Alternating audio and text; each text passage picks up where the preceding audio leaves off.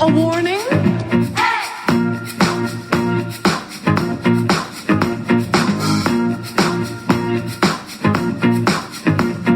There ain't nothing to worry about.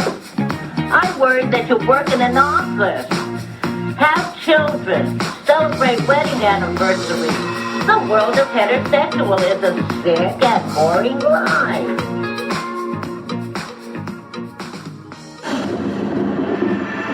For one incredible night,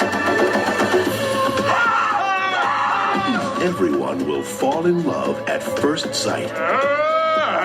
When magic lends fate I hate thee and love Helena. a hand. Thou art as wise as thou art beautiful. From the greatest storyteller of all time comes a romantic comedy starring Rupert Everett, Callista Flockhart, Kevin Kline, Michelle Pfeiffer, and Stanley Tucci.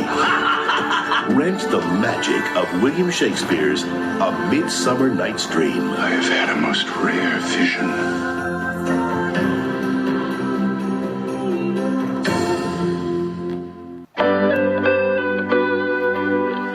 Welcome back to the show, listeners.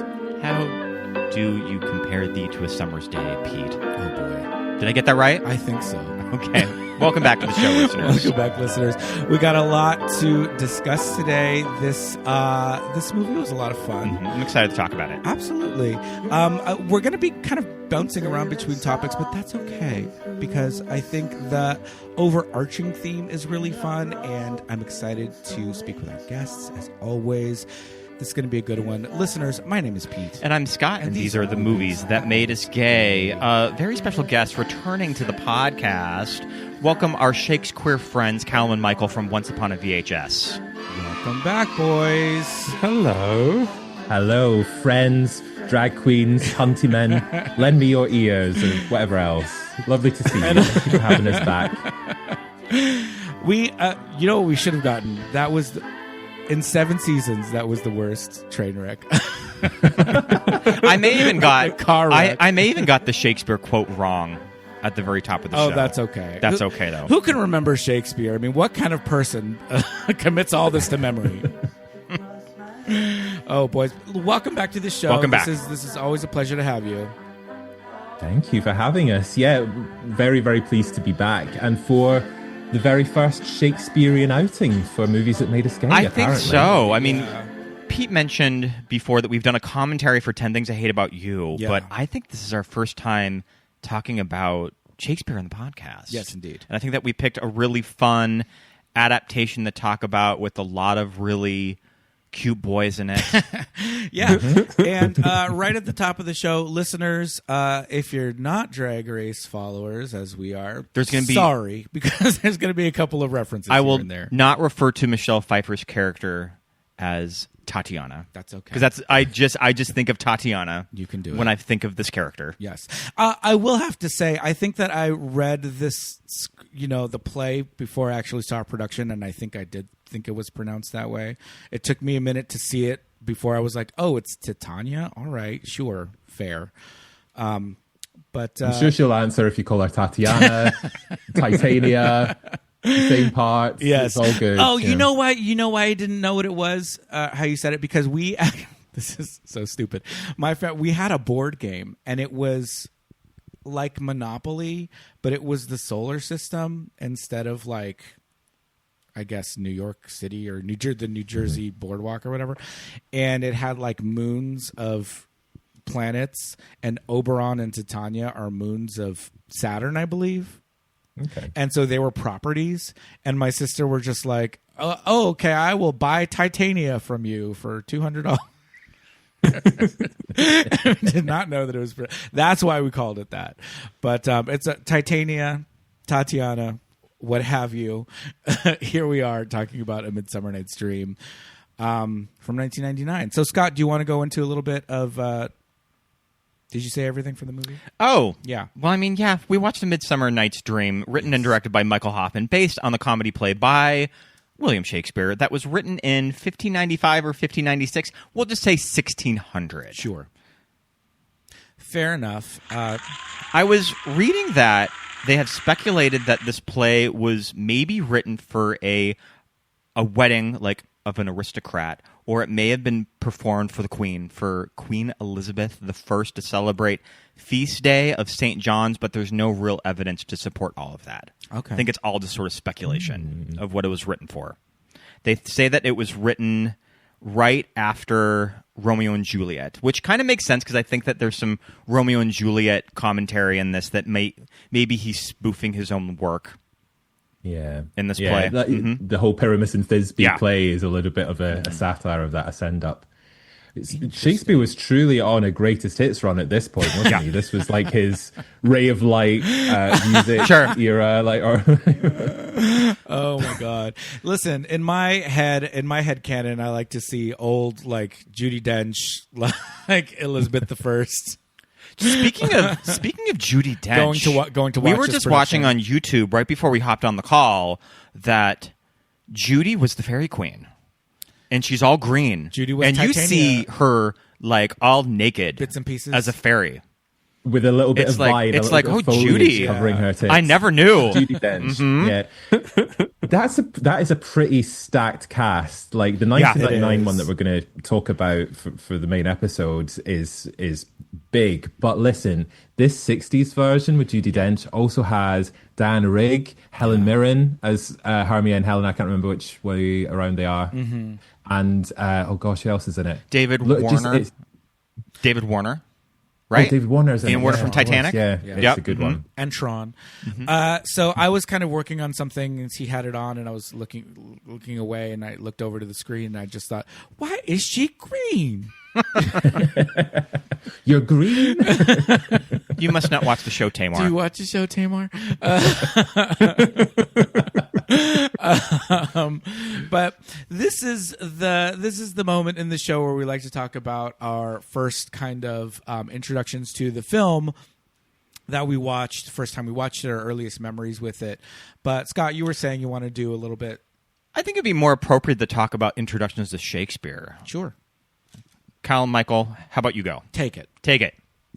Sure. Well, I remember at school, I went through a real Shakespeare phase. This was in early high school. We would do like little readings in class, but I really got into a little stint of renting VHS copies of different Shakespeare adaptations. This was extreme geekdom era, and I didn't watch them all the way through necessarily. I would like fast forward through bits and pieces of them, and this version was one that I definitely rented, this 1999 Midsummer Night's Dream. But one of the other like accessible ways that I got into Shakespeare was something called Shakespeare the Animated Tales, which was a popular one when the teachers would wheel in one of those little television sets with the VHS at the bottom, and they'd pop the video in, and you'd have all these different like little half-hour adaptations of Shakespeare plays using the original text, but it was like condensed down into this format. And they animated it in all different styles. And some of those were really, really cool and really interestingly designed. So that was one of the ways that I really sort of got into Shakespeare. Love it. I think similarly, like I don't know that I was into Shakespeare. When I was at school, we because I grew up in England and I went to school in England, and our sort of system for teaching is really built around sucking all of the joy out of anything that you could possibly be interested in. And Shakespeare was one of those things. We did Othello, which meant that we read and reread and talked about Othello for a full year. And then later on we did Titus Andronicus, which is so one of the most fucked up things you can do to a group of children. What year was that for you? How old were you?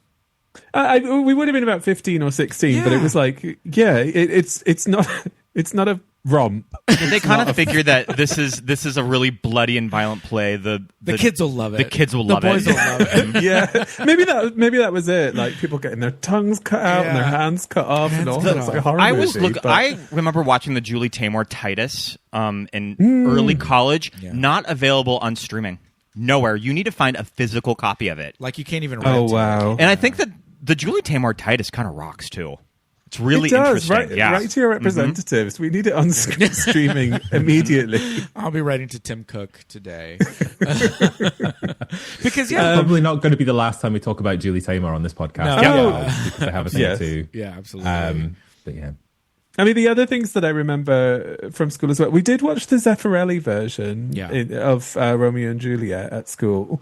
Sort of infamous for having I think you see all of him in that version, right? I know you see his. I think it's just his butt. You see his Is butt. it just his butt? I think that you do see Olivia's boobs. You see her, you see her boobs for sure. Very sort of risque to watch is. as a group of, young Michael York, 14-year-olds or super whatever. cute. Absolutely, yeah, it was very risque.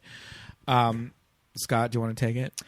Well, I think that my introduction to Shakespeare, I mean, it would have been in the late 90s, and it would have been the Hollywood Shakespeare adaptations. I mean, I have older sisters, and Romeo plus Juliet was a huge deal in 1996 and 1997. So that was probably my first proper introduction to a Shakespeare play would have been Romeo and Juliet. Yeah. I remember my stepdad had a giant book of Shakespeare that he would read from. Yeah. Don had the full Shakespeare Like an omnibus? anthology omnibus that he would always talk about. He always tell me about some of his favorite plays. But I mean, the late 90s was just at a time where you saw a lot of Shakespeare adaptations. This is around the time that Shakespeare in Love came out. I remember my parents taking me to that when I was in the 7th grade. And it just kind of really sticking with me. And this would have been... This movie that we're talking about, the Michael Hoffman adaptation of A Midsummer Night's Dream, would have been spring of 99. So Shakespeare in Love would have been still making money in theaters. I do kind of wonder if Fox at that time, when they were developing this, had kind of heard that Miramax was doing a big Shakespeare movie, so they felt like they needed to put out something to kind of counter it. That I remember watching this movie. I remember renting this. Get this. I remember renting this with Entrapment. What a 1999 pairing. What a double bill. That I remember watching them both back to back. Wait, is that Catherine Zeta-Jones? Catherine Zeta-Jones and Sean Connery. Okay, anytime Entrapment comes up, I always tell the story of the fact that me and my friend Jose went to go see this in the theater, and we were like, it's yarn? We thought it was laser beams. The whole It was in every single ad spot for the movie. Every TV spot of Catherine Zeta-Jones' butt going under that red, air quotes, laser beam, and then you watch the scene in the movie, and it's her practicing for it. And it's like bits of yarn that's like slightly unfocused. And we were like, that was a letdown. That's the last time I saw or thought about the movie. Entrapment was sitting in the movie theater. I rented this with Entrapment. But just kind of Shakespeare in general, I remember kind of in school doing the rounds of kind of what high school teens read. I mean, Romeo and Juliet. Yeah. I don't think that we got to stuff like Macbeth or Hamlet until I was in college. I was always in kind of the dummy English classes that all of the AP kids got to read all of the smart kid books, but I don't know. We were just stuck in the regular English class just reading like Jack London or something. But I remember getting to a lot of the plays and poetry in college. Okay. Yeah. All right. Pete, what about you? So in high school, in my junior year in 11th grade, I took a drama class. And I think I've told parts of this story before. I've definitely talked about this teacher I had before on the show, but I'll tell it again. In this drama class in 11th grade, it was taught by Brother Cecil. I went to an all-boys Catholic high school, and Christian brothers taught us. Brother Cecil was new that year, and he was one of my favorite teachers when I look back on my high school experience. Brother Cecil, I'm in touch with him now on Facebook. Doesn't post that much, but I did reach out. He remembered me. Brother Cecil's black. He's like this willowy, tall black man, very thin. And in the 90s, in 1993, he had a perm. And it was like the full-on James Brown. Love it. Perm, right? Iconic. Yeah. And it was speculated upon then. I'm pretty sure it's just a thing now. Brother Cecil's gay. He could possibly be a guest on our show. He could. I mean, he could. He could. He was a character. He make could, it happen. Yes. And, and he taught us drama, and in this drama class, the book that we had, it was a single book, and half of it was Romeo and Juliet, and the other half was West Side Story. And we took probably a semester to get through that and discussing the parallels between West Side Story, the film, and the Shakespeare play. We watched the Zeffirelli version. We watched West Side Story, and Brother Cecil and I would just kind of like talk after class. I would like sit around and gossip with him about Natalie Wood and what was that casting when they had a full on Puerto Rican lady in the movie. Natalie Wood wasn't Puerto Rican. She wasn't Puerto Rican. She wasn't Mexican either. And Brother Cecil kind of is that thing where I wasn't like, yes, I'm a homosexual. I was like a teenager. I was like, I don't know what's happening with my life, but I would sit and hang out with him, and he knew to the point where this is 1993, 94. I don't remember exactly the year, but this is the time when the Sunset Boulevard. Was that production in L.A. or New York? Coming to L.A. was why Faye Sure. Dunaway was cast, right? To bring it to Faye LA. Dunaway of it the all. whole Faye Dunaway situation and her being fired and all that. And this is in the news and it's everywhere. And we're talking about it. And I had never seen. Was she Sunset fired Boulevard. because she couldn't sing, or Right. was she being difficult? Yeah. And I'm like a kid. I'm Yeah. a teenager. I've never been to London or New York. I've never seen it, but I talked to him. I love Phantom of the Opera. He knows that.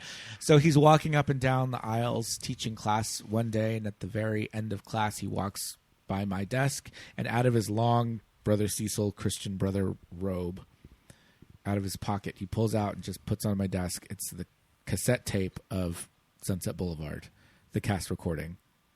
I believe it was Patti LuPone on that cast recording. Brother Cecil's the latest game. Yes. There we go. Yes. Oh, there's something in the drama of leaving it till the end of the class as well, and pulling it out of the ropes. She loved it. She was building it up. She lived Live theater. There's nothing like for it. drama. Brother Cecil was the diva. And I do remember, though, going home and listening to it and being like, kind of like Phantom of the Opera better. I still to this day have not seen Sunset Boulevard performed. I like the one big song, the With One Look or whatever. But so that's that was my introduction to it. We watched, like I said, the Zeffirelli version, and all the 16-year-old boys were just kind of like, all right. They kind of perked up when you saw her boobs. You saw the boobs. Yeah. I perked up when we saw that butt. But he would have us read passages of Shakespeare, of Romeo and Juliet in class, and he'd be like, "Boys, like get into it, like act, But Do the voices. and we're sitting at our desks, like okay, and he would like, okay, well, watch, I'll do it, I'll get into it. Do what I do, and the passage that he chose was Juliet's nurse. And she had a line about "by my maidenhead," and he had to explain to us what that meant. And he's just like, "By my maidenhead," and we're like, "Oh my god, brother, I love it." I can't. Yeah. So those were some actual good memories from that high school experience that I had with that class. And so this was a couple of years before, or like 1 year before Romeo and Juliet, the Baz Luhrmann production. Or film, and so I had Romeo and Juliet on the brain. We've done Romeo plus Juliet on the podcast with SB. With so SB. this is not our first Shakespeare episode. But that's we're not taking your Shakespeare Maidenhead. SB's going to be listening to this episode pissed that we didn't immediately think of that. I know our guest on that show, who lives down the street from us, is just going to be like, sending flaming. She's going to be texting me as soon as she is listening to this. First Shakespeare. Hey, it's over 300 episodes now. I so mean, come on. on. we can't be held responsible for remembering everything. I do have to say though, Leo Mania hit with Romeo plus Juliet, but I had watched Total Eclipse, where you do see all of his bits and pieces in that movie. And I was that skinny little Leo butt, probably. I mean, yeah. Yeah, that's. I was never into Leo. I never saw it for Leo. Yeah, fair. Especially now, you're just like, oh gosh.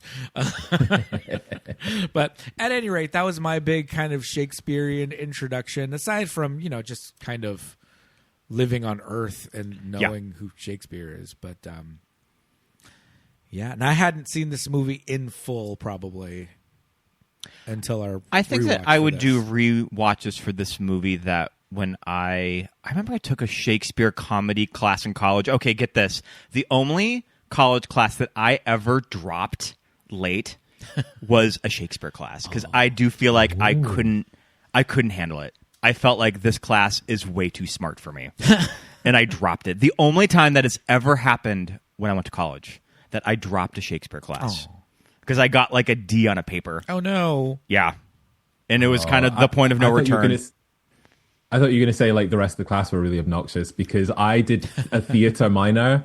And no, not the whole class. They weren't obnoxious, but I do remember getting pretty annoyed that I wasn't getting the parts that I wanted. Like I would have loved to have done. We actually did a reading of A Midsummer Night's Dream, and I got like one of the mechanicals. And I was like, I don't want this. No. Give me Oberon. Give me Puck. Give me something. But like juicy. I was taking Titania. I was taking like an academic Shakespeare class where you had to write like 20-page papers. And I remember I just could not handle it. I'm like, this class is too smart for me. I can't do it. Yeah. I mean, we'll get into it, but there was a moment last night where we were just like, why does Oberon want that little Indian boy so much? And but you know, there's like full on. You Google that, and there's like. Yeah, academic topics, full college like, papers. Why does Oberon want the changeling boy? Like, what are and just like get it? You get into just that little bit. I mean, when it comes down to it, he's just being a petty bitch. Like they're just like fighting, living for the drama. Yeah, ill met by moonlight, fair Titania. I'm the real prima donna. Head cheerleader's going to be me, like we should. But yeah, like just lots of petty bitches just living for drama in Shakespeare, and Oberon clearly. is up there. Yeah. I also was struggling to find the comedy. I was just like, oh, the hilarious Midsummer Night's Dream. There's a lot of good reads in it, I think. Yeah. There's a lot of good reads in this. A painted maypole. And They spotted an inconstant man. I was going to say, this is very like Real Housewives of Shakespeare, too. Right. A little bit. Yeah.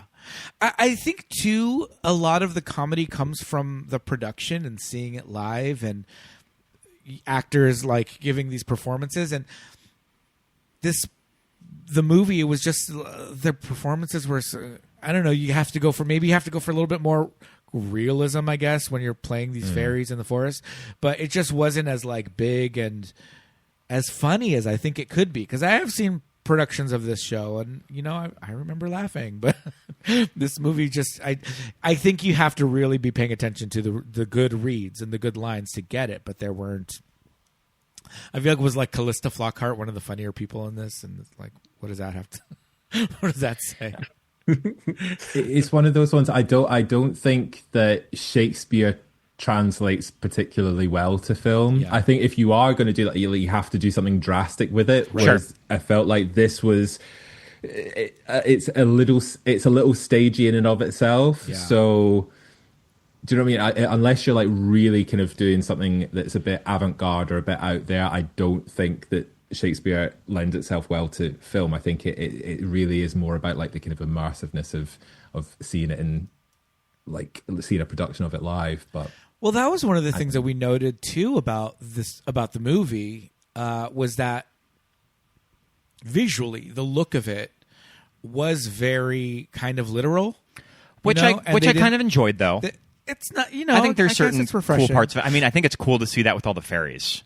No, it was very beautiful. All the stuff in the woods, all that stuff was very beautiful, but it did seem like it could very well have been a stage production that they just filmed, because they weren't giving like you were saying, we didn't have like little CGI hooves on like Stanley Tucci and but also just the design, the aesthetic of the fairies was very like they had wings on their back, like little party store wing, like they were pretty cheap looking fairies. It didn't get into that avant-garde kind of like, what could we do with them to make them look updated or fun or ethereal? They were just kind of like, strap the wings on the back and and throw some glitter in their hair. Yeah, throw some glitter at it. They took a page out of Ridley Scott's book in Legend, like cover absolutely everything in glitter. Just cover all of Rupert's chest in glitter. I do kind of wonder if they settled on the Italian location because the play is set in Italy, but they still keep all of the Greece references to the cities. I do kind of wonder that they booked the soundstage in Italy, so they felt like they needed to just sort of move the location to Italy, which I think is kind of visually interesting that you get all of these Italian locations, but they're still keeping the Greek references, so it's sort of a Mediterranean melting pot. It's interesting that this is set at the end of the 1800s because is there anything less sexy for women than fashion of the late 1800s and this Gibson girl look? Come on, who doesn't love a frilly crinoline here? Yeah, like honestly, the big updo hair. Yeah, Callista Flockhart on a bike. Oh man, I feel like that was a major. I love her on her cunty little bike. I don't know why. I was so compelled by Callista in this. I'm going to be Callista's defense attorney, I think, on this episode. When I said to Michael, "Oh, movies that made us gay have asked us about doing Midsummer Night's Dream," he was like, "The Callista one, like that is." That's your point of reference. Yep, love it. Like she's the biggest name in this film. She is front and center on the poster. Ally McBeal would have been currently on the air at the time. Yeah. So, I mean, it would have made sense that she was making a lot on television. Yeah. It does make sense, but it's also like I think we forget now that like people sort of jump between TV and film, but it was kind of considered low rent to be a TV actress at this point, right? Oh, totally. Yeah. Yeah, this was probably a big get for her. But yeah, I just think it's interesting that it's like when you look at the names in this movie and you look at the poster, it's like, okay, Kevin Kline, Michelle Pfeiffer, Stanley Tucci. Yes, of course they're going to be on the cover. And also their characters are, prominent, right? And then there's Callista. Not that Helena isn't a prominent character, but I mean, there's Callista right next to. And I take it that for actors, Helena is probably the best female role of this play. I would think it's the one that most actresses want to play is her. I don't know. I think Titania. Tatiana's got some good stuff. And listen, we are Michelle Pfeiffer stands. Obviously, the face. The face. She's got the card that never gets declined. But yeah, I don't know. What do we think about her Titania, her Titania? I generally really like Michelle Pfeiffer. Again, similarly, member of the fan club. Yeah. But she is not good in this. Yeah. She looks gorgeous, but I'm just not buying it. Yeah. I'm not buying Fairy Queen. I'm not buying being familiar with the script. Right. I'm really not buying much from Michelle Pfeiffer in this, unfortunately. Yeah, because when we did watch the little bit of was it from the 60s? The Judi Dench version, 68 one. And after I figured out, why is she green? I can't stop. I was like, she could be green for the whole time. Once I got past that, she's like giving off this performance, right? And she's like, he's asking her like, man, what is up with you and that little Indian boy? And she's just like, okay, the mom, and she's telling the whole story about this woman and all of this, and she died in childbirth, and she's just like, and that's why I'm going to raise him. And she's just like giving it with conviction. And I feel like Michelle Pfeiffer is just kind of like telling the story.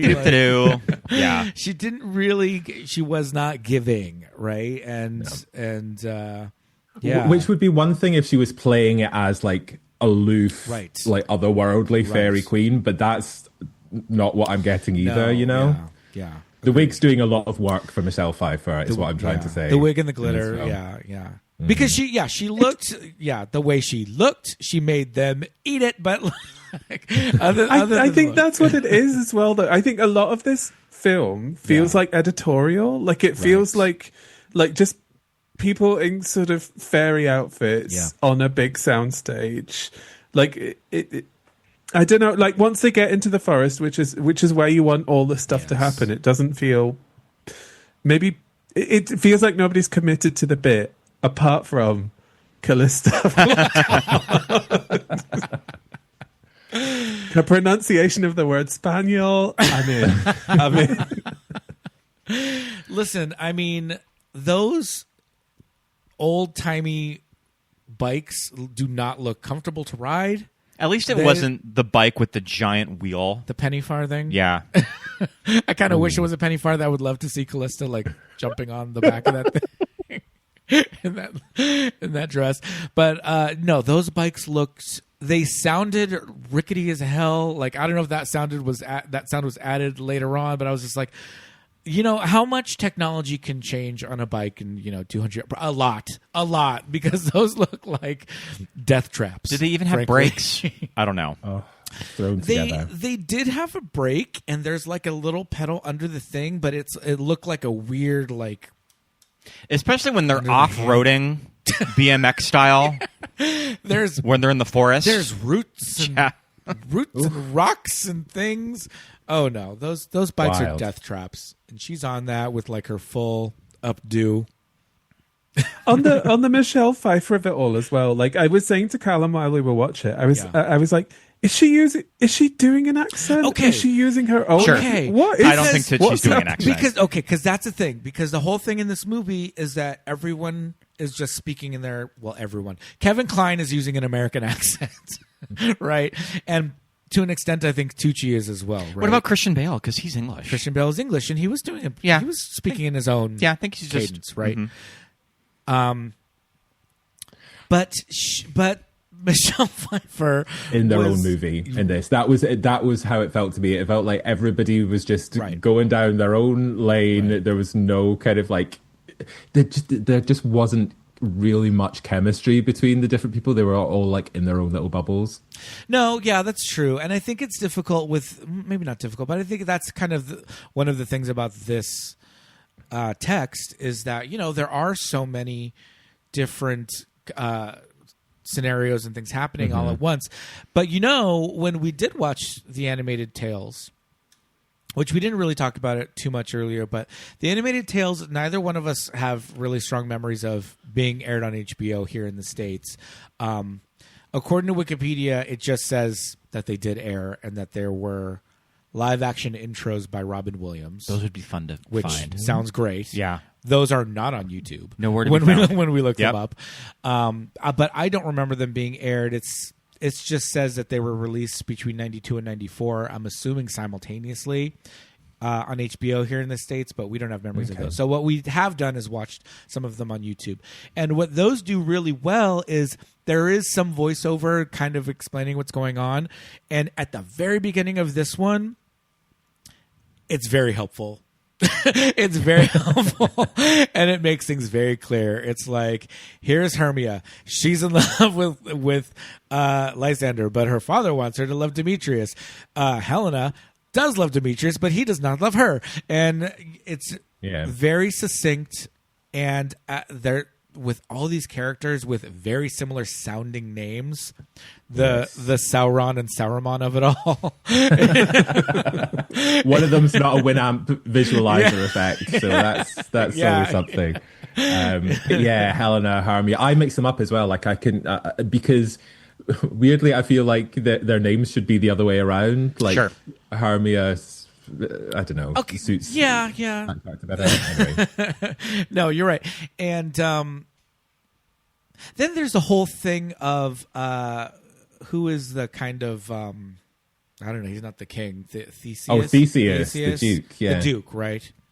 Or whatever he is. Yeah. David Strathairn in this movie. David Strathairn. Yes. I've always thought David Strathairn was kind of cute. He's a handsome man. I think he's very handsome. He's a handsome man. And he is to be wed to Hippolyta, Wonder Woman's mother. Queen of the Amazons. This is the same year that this actress, Sophie Marceau, did I pronounce that right? Yeah. She played a Bond villain. She is the only James Bond female villain. She's in The World Is Not Enough. Also out in 99. Not a good movie. That's the one where Denise Richards plays Dr. Christmas Snow. Dr. Christmas Jones. Oh, Christmas Jones. But yeah, so I always thought that's kind of interesting that she's the only female Bond villain. Okay. She was having a little moment at this time. Sure. Yeah, it's kind of not clear in this that she is the Queen of the Amazons in here, but that's wild. First of all, These two are boring as hell. Yeah. What do they contribute in this version? Like, honestly, and David Strathairn is like, he's a good actor, but in this, I was like, what is going on? Yeah. He just seemed to be sleepwalking through it. Absolutely. And we also get Bernard Hill, R.I.P. in peace. Yeah. As Aegeus, who condemns his poor daughter Hermia to death. That's pretty hardcore. For not marrying the man of his choice. Mm-hmm. That's very Shakespearean, I guess. I'd marry Christian Bale if my dad was going to kill me. Like, I'd marry Christian Bale. I know. Full stop. All right, this is the one that the match that you've made. Sure, okay. Twist my arm. I mean, also if it comes down to death or becoming like a nun who worships at like Diana's altar, yeah, just take Christian Bale. Yeah. Why not? So there's all of this, like, there's so many, storylines happening all at once. And I did find myself in the first act of this movie, just kind of like, when are they going to get to the forest?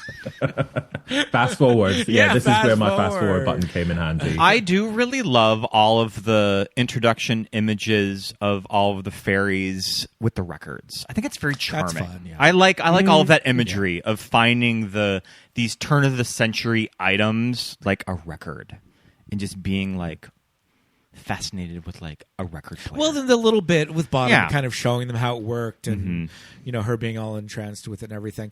I have to say the mechanics and Bottom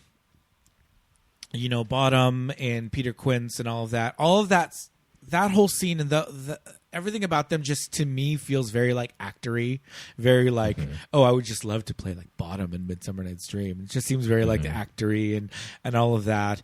But the whole time I was just like, that is the Sheriff of Rottingham. I've got the hots for him. I've got the hots for him. Oh no, that's the thing. Like Bottom it's a showy role. Yes, it's a showy one. Is Bottom, but Kevin Kline is really good at this, and I think he's probably this is my favorite iteration of Bottom because he's quite sympathetic. He's not just this like blowhard guy. Like there's more stuff going on with him in this one, and I think he's really good. No, you're right. He is a little bit more sympathetic in this version. You were clocking the dad from Alf. Oh yeah, what? Are you guys familiar with Alf? Yeah. No problem. Of course. Yeah, Max Wright. I didn't recognize that too. I vaguely recognized him, but I couldn't tell you it was. Not familiar enough that I can recognize the dad, I'm afraid, but I know his work. Fair enough. Yeah. Robin Starveling, he's the one that was just constantly smoking the whole time, and he's got like a curmudgeonly He has a little dog, right? The little thin man dog? I think he had the dog, yes. Yeah. He had the dog and the lit cigarette, and he would just like passing the lit cigarette like from his mouth. Sort of in the same year that Sam Rockwell was in Galaxy Quest. Sure. So this was like a big breakout year for Sam Rockwell. Yes. Sam Rockwell was cute. I don't think I knew. I don't think I was aware. Because he was the MVP of that whole troupe for me. Sure. I was like, because I find all of that stuff quite boring in this play. Like, I just want the fairies. Yeah. I want the drama. I want the love sort of triangle or whatever it is. And the play and stuff I find quite dull. And the play in this goes on for about 7.5 hours. And especially with this play that like, we're leaving the woods and we're just gonna watch the play. Yeah, all right. I was like, I kind of forgot about that. There's 35 minutes left of this movie. And all it is the play. Story's finished and we have to sit through all this. The whole play from I agree with you. I do kind of feel like the mechanics in the play are they're my least favorite part of it. But yeah, and then there's the other thing, and I mean, I know we're jumping all over the place. But when they do start the play, and out comes Sam Rockwell with the wig pulled way too far back, like he didn't have his like Roxy Andrews like wig glue. We didn't have lace fronts at this time. We just didn't have the technology. Just looking like first time in drags at a ball, and he speaks his lines, and everybody just is laughing at his lines that he's giving, and we're like, but every female character was played by a man. Were the audiences just like rolling in the aisles? Oh, during, this is going to be like the character that brings down the house of the Globe Theater. Yeah, that it's going to be like Showtime at the Apollo, losing their damn minds. Mm-hmm. But was that the audience reaction to every female character? Sure, it couldn't Perhaps. be. It couldn't be. But yeah, that's also my opinion of those scenes. But we're here for Fairyland in the forest. Mm-hmm. How do we feel about? Did we lose Michael? How do we feel about Rupert Everett as Oberon? Ooh, bless him. This is not a great performance either, I have to say. I think he comes alive when he's on screen with Stanley Tucci. Yeah. But other than that, this is... it's a little flat. He's a little flat, yeah. Yeah. How about you guys?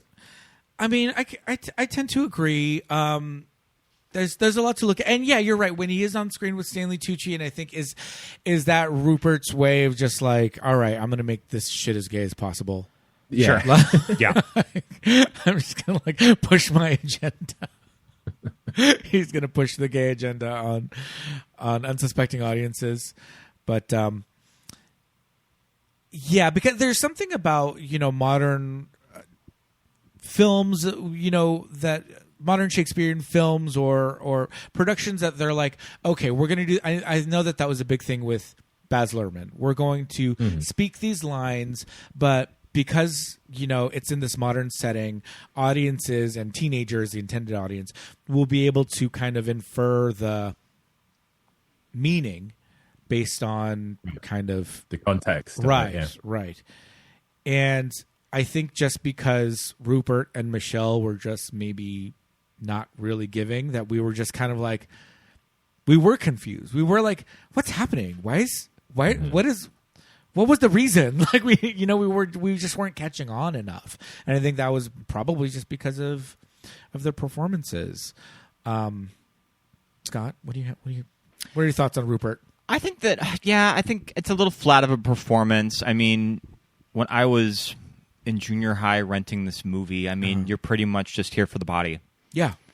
Yeah. Right. I mean, like he's half naked on screen. And it's kind of interesting that when you look at other portrayals of Oberon, I think the look, they always have a lot of fun with this character of just kind of how they interpret it with an actor. Right. I think that they could have had a little more fun with that. I get that you're getting the body, so you have to have him half naked, covered in glitter. Yeah. But maybe they could have had a little more fun with the portrayal of him. Yeah.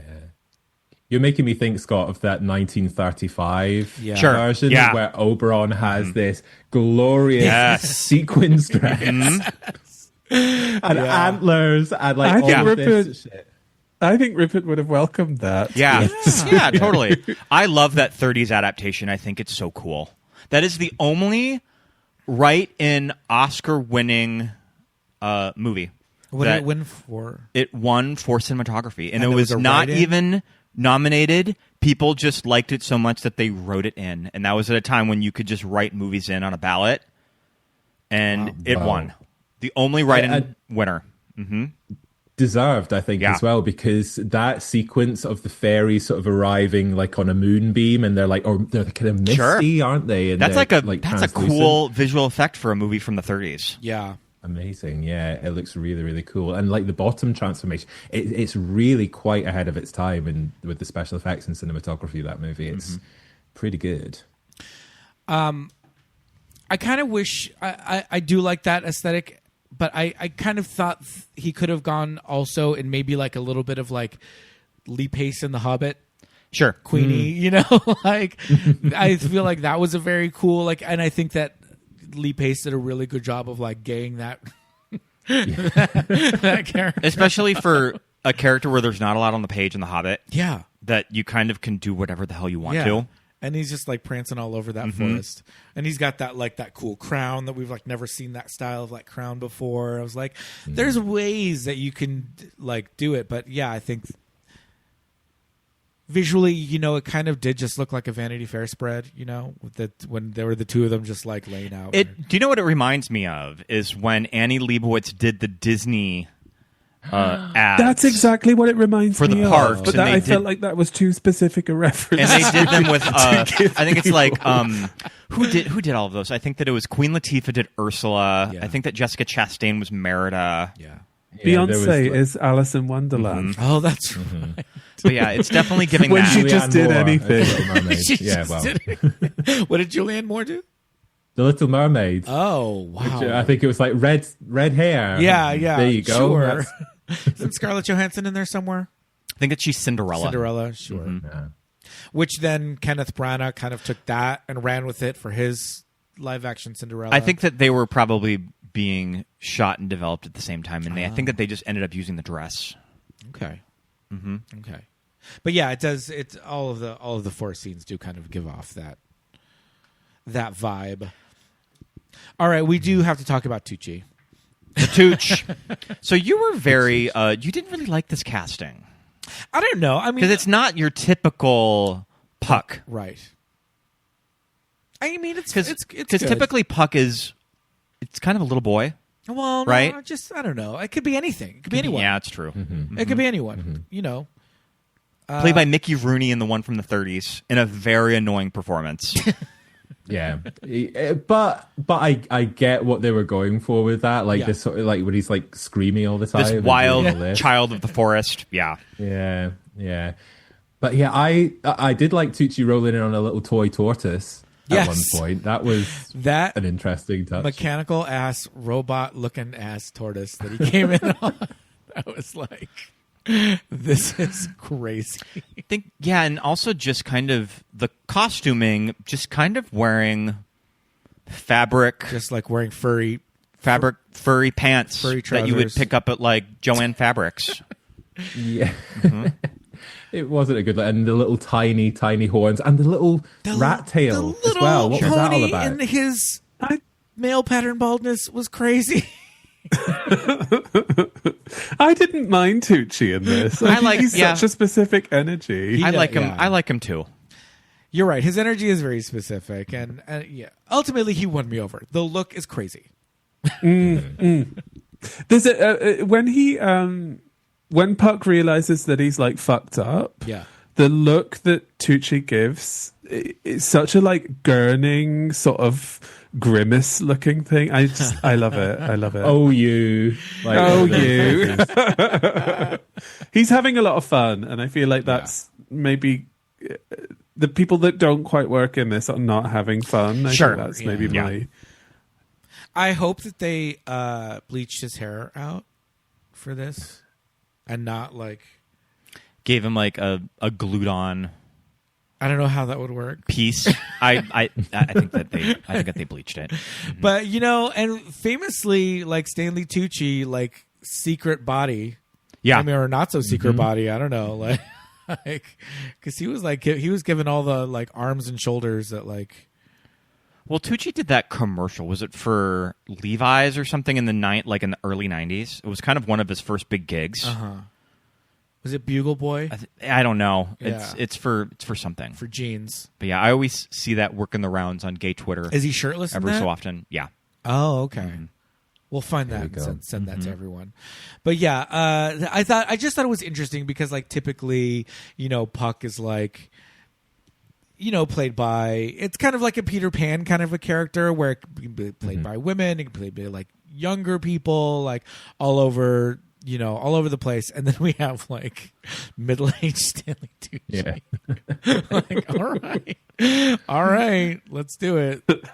Yeah, but like you say, I think that it does give those scenes with Oberon an extra bit of homoerotic sizzle. Yeah. Which I do appreciate. Yeah. From the famously not gay Stanley Tucci. Yeah. But From the yes. famously not gay Stanley Tucci. Yes. But, Yeah, is it a thing that we're okay with him constantly playing gay? Like, I think he's done it so often he might as well be gay at this point. Like, yeah. Married to whose sister? He's married to someone's sister. Devil Wears Prada. He's John Krasinski's Is it Emily brother-in-law. Blunt? Emily Blunt. He's married to Emily Blunt's sister. Oh yeah, that's They right. met on Devil That's Wears crazy. Prada. That is a because thing. The sister was Emily Blunt's like assistant. Like, I'll pay you to come and hang out with me on the movie. Look at that. And so they Felicity met. and Blunt. then- and they're now married. Yes. So Stanley Tucci and John Krasinski married in like, 2012. hang out at like barbecues and stuff. She's a literary agent. All right, work. That's cool. 21-year age gap. Oh, geez. Wow. oh, wow, Felicity. There we go. She took one look at that tiny ponytail. She said, Wow. "Sign me up." So, all right, the love juice. Shakespeare. I love that Shakespeare is like, it's Shakespeare. He's like, the English language like belongs to this man, and it is love juice. I love it. I can't get over. I can't get over. What a turn of phrase. What a turn of phrase. So I was introducing to Scott this movie from 2008. It's an independent little movie. It's probably not as good as I remember. It's called Were the World Mine. It's a musical, and it's set in an American high school. And the concept is this boy, he's gay. His school is putting on this production of A Midsummer Night's Dream. And even though he's a senior, he's an upperclassman, he still gets bullied by the rugby boys, and he has a crush. And so in his preparation for the play, he's reading the script, and he figures out how to make the love juice, right? Based on the flower, which is a real flower, right? So he makes it and unleashes it upon the town. And the boy that he has a crush on the rugby team falls in love with him, but then also everyone in the town also falls in love with everyone else, and mostly straight people turning like gay, right? And then the movie is a musical, and all of the songs, the lyrics are You did not directly get lifted from musical from that trailer. That was the secret musical trailer. But it was one of those things that when there's not a lot of like gay media out there, I was like, I will watch this. I will track this down. I watched it and I was like, this is cute. Produced by Logo. Thought That was interesting. Yep. LogoTV.com. it was very much one of the things that did the rounds a lot on Tumblr, that musical. When we didn't have anything else. Yes. And obviously like lots of theatre kids on there being like, there's a gay thing and it's about theatre. Yes, absolutely. And the songs are like kind of fun. Like they're not, Scott did love in the trailer. It's one of the pull quotes was it "Move over, Hedwig"? Move over, Hedwig. So stupid. John Cameron Mitchell found brewing his own love juice. Yeah. John Cameron Mitchell found dead in a ditch. Jeez. But it's interesting because they did use so much of the text in the lyrics for the songs, for the music. And I guess I remembered a lot more of the music than I did because, Helena saying like, I'll make a heaven of hell and things like that. I was like, oh, I remember that. I think that must be from that. That must be from that movie that I watched. I think I must have watched it I must have rented it a couple of times because I was remembering a lot of lyrics from it. But this was in a pre-Instagram and pre-Heartstopper world that we were just like, sure, high school gay kids, give it to me. I'll watch it. Yeah, I'll watch it because it was. Other than that, it was me and Brother Cecil clandestinely passing cassette, swapping cassettes back and forth. I mean, this movie we get a lot of good side butt from both Christian and Dominic. Oh yes, too. Yeah. A lot of true. good side butt. Yeah. we do. We should probably talk about these two boys. Yes. Yeah, I already mentioned I had such a crush on Christian Bale. But Dominic West, like now when you see him in The Crown and things like that, you forget just how much of a hunk of spunk he was. Yeah, I know. I was so surprised by him because again, another one who so he's in these he's in adverts for the bank in the UK, and they're everywhere, and he's awful in them. And it just makes me so watching it made me kind of feel slightly melancholy that he was so lovely to look at, and time has not been kind. That's so funny because we don't have context for that here. So when he was cast in The Crown, we were like, well, he's way too handsome for that. Yeah. That's true. I mean, he is way too handsome. Does he play that, Charles? even if time has not been kind. He's Charles. I mean, King Charles wishes. Yeah.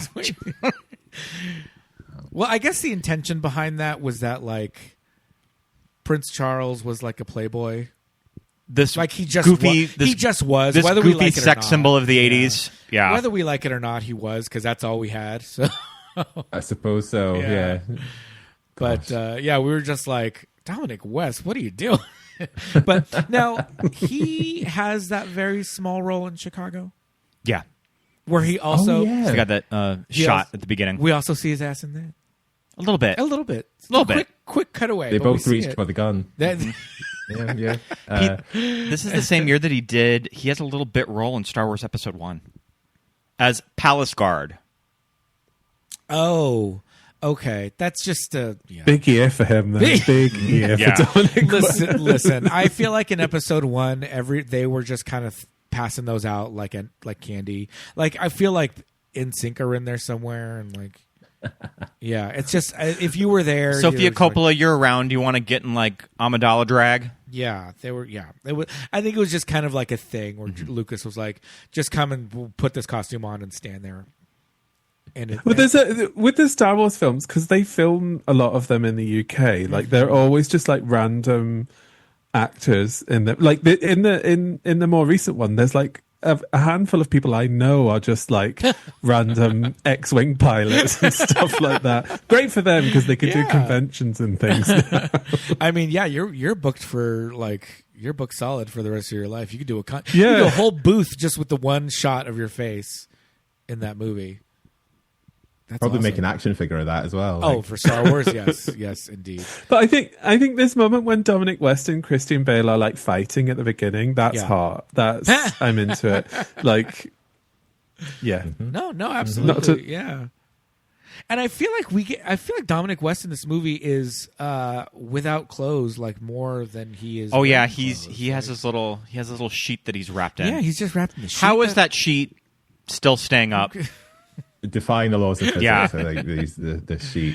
Yeah. And as well as that, they barely graze the mud wrestling sequence. Yeah. Right. The girls are all covered in mud, and the guys just have a light dusting of. Not that I'm particularly into mud, but do you know what I mean? It feels like there should be a bit of parity with the mud slinging. Oh, absolutely. The women mud wrestling feels so obscene. It's too much. That was a choice. That must have been a tough day on set for both of those actresses. Choices. Mm-hmm. Well, that's one of the first IMDb trivia bits that it took them a while to do a second take. Yeah, to clean up the set and the two of them. Oh, you would have to do that on multiple days. Have to reset everything. Yeah. It did kind of feel like, okay, whose decision was this to make it a mud fight? What? Is this a weird Fox exec note? You can do Shakespeare. It feels like it. There's it's got to be something mud for wrestling. People's dads to enjoy. It feels so I'm not sure about this one, guys. Yeah. I welcome it. I think it's a fun addition. Bring on the mud wrestling ladies. We had an actual in Glasgow. We had an infamous lesbian mud wrestling night at one of the gay bars, and that still gets talked about to this day. So wow, that is what I was thinking about when this. They just did that at Precinct Pete. They did They just did mud wrestling at Precinct. Oh, jeez. Was it Meatball? I don't know. It was probably Meatball. I think it was probably Meatball. That I don't sounds know. like something she would spearhead at the precinct. Gosh, Christian Bale on a roll at this time. I mean, Velvet Goldmine to this movie, and then American Psycho in 2000. Yeah. Good for him. Wonderful. Although I do feel like they're the wrong way around. I feel like Christian Bale should be playing Lysander, not just because I wanted more of him in the loincloth, Sure. but and Dominic West is Demetrius. Like just like the kind of roles that they've gone on to do. It feels like they should be the Makes the more other way sense. around. Mm-hmm. I can see that. Dominic West has I mean, he's a very beautiful man, but he also has kind of like a sinister look to him. Just his face, just his features. I don't know. I don't know. Something about the way he's put together always kind of gives me a little sinister to me. But yeah, I agree. I could definitely see them swapping out these roles. I do like. I mean, at the bit where morning breaks, and the four of them just had their let's be real, orgy. It's gorgeous. It's so polyamory representation. It is so hot. That is. I mean, that not to lower the tone, but that is like everything that's good in this film is just hot people. With their tops off. Totally fine with that. Totally on board. Is it gratuitous? Maybe. Do we care? Not at all. Like we I loved welcome it. I loved it. I'd like more of it. Olive Callistra's wig was very tastefully Callista's put bits on her bits very and pieces flat chest. were covered. She had her flat chest. She had rose petals just tastefully strewn about that were glued down. Those rose petals were not moving. It was editorial. It was, again, editorial, very editorial. Yeah. But that's what I mean when I talk about how the design was so literal, right? Like the fairy stuff was very wings on their shoulders, and the them in the forest was like a magazine shoot. So it's interesting that I think you guys mentioned it earlier that it does feel a little like for the moms, in the look and the aesthetic. There are some nice visual moments to it, like when Titania is it's like her big parade to announce that she's arriving. There's all the people in white robes with candles on their heads, which is a health and safety nightmare, but it does look cool as fuck. I do love it. And I think the scene of it's just as Puck arrives, it's the scene in the sort of tavern with all the satyrs and the sort of slightly devilish characters.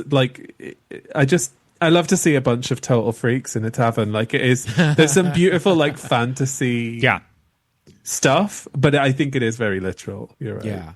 There's a Medusa lady at point. A Medusa lady and the two sphinxes with the boobs out, with the papier-mâché bodies. I was going to say, they seem like they were part of the, they were supposed to, kind of throne thing, Very, that was cool. That was some cool stuff. I feel like the digital effect shots kind of lift right out of this movie. Of that, there's that weird shot of when the Tucci looks down at his reflection, and there's a digital effect. No, I think it was Kevin Kline. It was when he was transforming. Kevin Kline, yeah. When he looks in the well and his reflection is there, and the water is rippling. Kind of lifts right out of the movie. It's I guess that they got that for the main trailer shot. Yeah, but I doubt that it looked good at the time as well, like a CGI magic mirror on a tree trunk. It's not. It was a bit 1999. It was a bit we've got this technology, so why not? Well, especially for such a literal movie that it's a little jarring when you do see it. Well, they got away with so much more fantastical elements not without using CGI, that it's could they have done kind something of really sticks out a little when more it's there. Could they have done something a little more old-fashioned movie making to get that shot, and it would have fit in better with the movie. There's also a scene towards the end when Kevin Kline transforms back into himself where the background seems very blue screened in. Like, I don't know if you noticed it. It's when he wakes up. Okay. Yeah. He wakes up and he's human again, and it's like, what the hell? Why does it look so horrible? Because all the stuff with the orgy is clearly on a location. You know, they're clearly out in the woods, like on the edge of a forest or something. And then the next shot is him just like in the like blue screen extravaganza. Yeah, it doesn't sit well next to the lovely location stuff. Yeah. But what do you think of the choice to give Kevin Kline a hairy face instead of like a full-on ass animatronic situation? I don't know. I think in a lot of these productions, the big donkey head looks so grotesque and like scary that I'm kind of okay with it. But it also lends itself to the like, this could just have been a live performance, like on a stage somewhere. What do you think? What did you think of it, Scott? I don't know. I think that actually using a donkey head maybe would have been jarring, because I don't think that we see stuff like that at all in the movie. I don't think that I mind it. I like Kevin with his cute little ears. It's kind of giving Rabbit. I think it works. I think it works. Mm-hmm. It works, and it means that you don't lose any of the performance from his face. Yeah, you know, also so that. yeah, it's probably a good call. It's kind of giving a little like March Hare. Sometimes. Marge Hare, one of the boys in Pinocchio. Oh sure, yeah. When they're on Pleasure Island, like before they turn full donkey.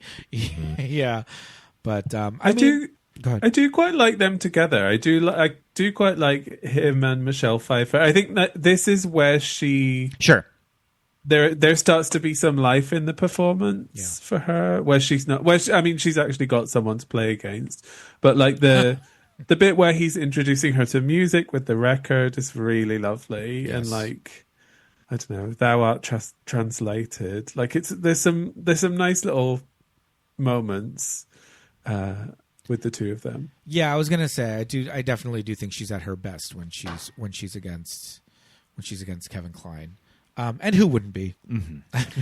I do have a leading ladies quiz for Michelle Pfeiffer. So this is the 5th Michelle Pfeiffer movie that I counted that we have done. All right. Midsummer Night's Dream, The Witches of Eastwick, Grease 2, What Lies Beneath, and Batman Returns. So put together a little quiz for Michelle that we tend to celebrate when we get to about 5 movies with an actor. Okay. Do you think that you all can name her most known for on IMDb? Just shout one out, and I'll see if it's there. I'm going to say, when you go to Michelle Pfeiffer's IMDb, the first 4 listed. It's an interesting 4 that maybe a few of these I would not expect would be on there. Oh. Is The Witches of Eastwick on there? No. They're not on there. No. Oh, no. Yeah, okay. No. I'm gonna guess Ant-Man and the Wasp. Not a Marvel movie. Made a lot of money. No and Marvel I mean, Batman Returns is not there. Shocking. No. Okay. Isn't there? No. We're 3 for 3. So I am seeing at least one of the Oscar nominations are there. Can you name one of the Oscar nominations? For an Oscar for? I would say it's the one that she was closest to winning for. What the heck was she nominated? This is a really big movie of the late 80s. I'm sure that your parents love this movie. My parents love all Michelle Pfeiffer movies. Not Married to the Mob. No. Not Frankie and Johnny. No. Is it Grease 2? No. One of the Oscar nominees, Michelle Pfeiffer. She lost to Jessica Tandy for Driving Miss Daisy. So it was Best Actress? It was in Best Actress. She was nominated for lead? This movie was a big deal at the time, and she does sing in it. The Fabulous Baker Boys. Fabulous Baker Boys. So she has another musical. Okay. That's on her 4. Oh, Hairspray. It's Hairspray. And I think Hairspray is one of those movies where it shows up for everybody on the cast. Who's in it. It's in their everybody top 4. who's in it, it's probably in their top 4. Interesting. So there's 2 more. We have covered one of these on the show. And it's not Grease 2. And it's not Batman. It's not Witches of Eastwick. I think this is a really great performance. I think she's really good in this movie. What Lies Beneath? What Lies Beneath. Yep. That's in our top 4. And this last one, I grew up on this movie. I think that for certain millennials, this was kind of a favorite because it was rated like PG. I remember seeing this in the theater. It's a very cute romance with her and Clooney. Oh. For all the... No, that's up close and personal. It's not up close and personal? No. Oh, damn. Okay. This is a little more family-friendly. Okay. Her and Clooney. Oh, gosh. Oh, close and personal. Robert Redford. Oh. Is it called like Just One Day? It's One Fine Day. One Fine Day. I remember really liking that movie. Okay, so for the movies that we have covered on the podcast, yes. What do you think is the highest grossing movie? So let me remind you of them. Midsummer Night's Dream, The Witches of Eastwick, Grease 2, What Lies Beneath, and Batman Returns. Batman. No. I think it's The Witches of Eastwick. Nope. I'm going to go with... Oh, no. All big hits. Made a lot of money. Made over $100 million. Okay. Which one is it? It's What Lies Beneath. What Lies Beneath? What Lies Beneath, Oh, 291 million worldwide. Wow. It just narrowly beats out Batman Returns at 266. Jeez. That is wild to me. Like, that's insane. So what do you think that her highest rated movie on Rotten Tomatoes is for the critical score? This is at a 97%. Just in general? In general. Michelle Pfeiffer? We have discussed it in this conversation so far of when we're talking about Michelle movies. What percentage did you say it was? It's at 97%. 97%? Mm-hmm. Is it What Lies Beneath? No. The Fabulous Baker Boys? It's the Fabulous Baker Boys. Damn. Yep. Kind of curious if any of you would get this. Nomination. What do you think the lowest rated movie is? It's at 7%. This is an all-star cast at a time where Gary Marshall just had to call in favors, and he got as many people in this movie as he could. Oh. It's at 7%. New Year's Eve? It's New Year's Eve. Oh, She has all Mother's She Day. has all of those scenes with Zac Efron. Right, yeah. Can you name the other 2 Oscar nominations besides the Fabulous Baker Boys? One is a lead and one is a supporting. Okay. Was one of them Married to the Mob? No. Okay. Was one of them Frankie and Johnny? No. Oh. Okay.